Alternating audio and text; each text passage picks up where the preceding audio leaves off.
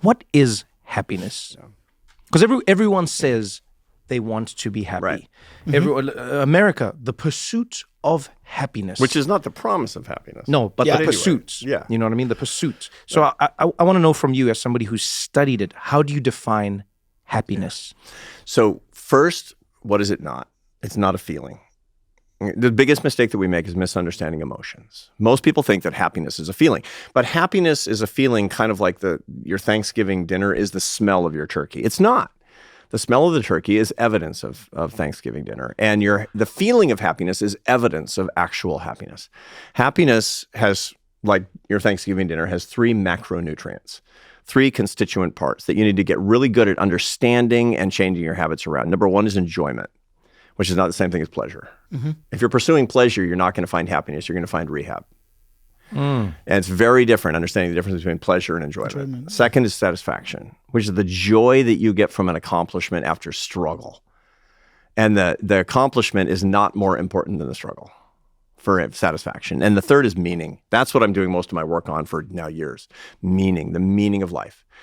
What is the why of your existence? You need to become an elite athlete in enjoying your life, taking satisfaction in your accomplishments and your achievements, and understanding the why of your existence. Those are your 3 big jobs. And enjoying if you want to be a happier person. That's what it comes to. And then a lot of the time, you'll get the feeling of happiness. Mm-hmm. Not all the time, but that's not what you can rely on. So happiness is the byproduct of the actions that you are taking. Yeah. So the feeling of happiness is a byproduct. Feeling, right, the happiness itself is the amount of enjoyment, satisfaction, and meaning that you're experiencing in your life. Yeah.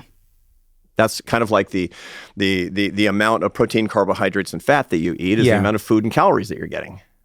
That's what it comes down to. That's how to think about it. And each one of those things is really important. Some people, the good news is nobody's great across all of these things. I have tests that I give my students to find out in which macronutrient they need work. I know a lot of people who take tons of satisfaction in what they do because they have a lot of achievements and they've worked hard and they've struggled. Yeah. But they don't know why they're doing it. They have a low sense of meaning. And I know a lot of really big executives, hedge fund managers and private equity people, and people make a ton of dough. People that everyone are like sort of aspiring to. Yeah. And they don't enjoy their lives at all because they don't know how to enjoy. And what are they lacking in those instances? So somebody comes into your world who says, Professor Brooks, I'm nailing it. I'm satisfied in this realm. I'm doing it. But man, I just don't feel good. What do you find they're missing, or why is it so difficult to experience that happiness if they're missing meaning? So if they're missing meaning, then there will be no reason for what they're doing. So meaning really has 3. Meaning is the heaviest, most philosophical part of it all, but it's the most important of these macronutrients. It's the protein. It's basically the protein of your happiness is your drive it. Yeah. So meaning is really a combination of being able to answer 3 questions. Why do things happen the way they do in life? That's coherence. And some people answer that with religion, and some people answer that with science.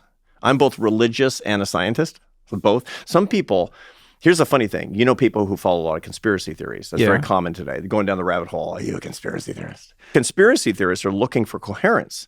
They're looking for an answer to the question, why do things happen the way that they do? So when I meet somebody who's really down the rabbit hole of weird conspiracy theories, that is a dead giveaway that what they're looking for is coherence because they want meaning, because they want to get happier. That's where I'm going to actually work with that person. I'm going to work with that person in alternative ways. And I'm not going to say you're an idiot. I'm not going to say that's not true. I'm not going to say, go read the paper, for God's sake. I'm going to say, let's work on different ways to understand why things happen the way that they do. I'm going to try to reconnect them with the faith of their youth. I'm going to try to get them really interested in science, different nutritious ways to actually understand why things happen the way they do.